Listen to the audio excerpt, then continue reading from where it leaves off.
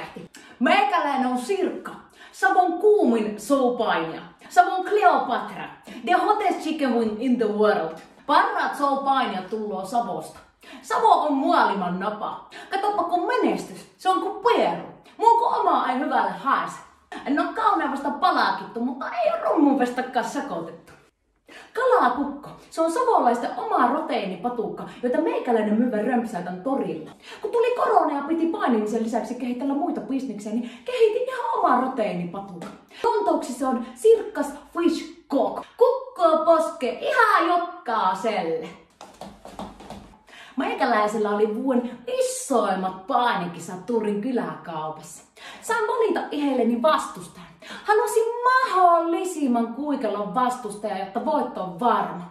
Kahtelin, jotta kylläpä istuskeli ruipalon näköinen riepale siellä katsomassa ja syö rupsutti. Kävin noukkimassa kuule lautteelle. Näin joulukin kun pääsin käsiksi, niin se on kuule mennoo se. Teikäläinen on muuten oikein mukkiin menevän näköinen miekkanen. Annapa yhteistiedot. Miten se kello alkaa näyttää tähän aikaan? Onko se jo 3? Meikäläisen pitää lähteä laittamaan kalakukkoa poskeen. Lontooksi, fish cook in your mouth.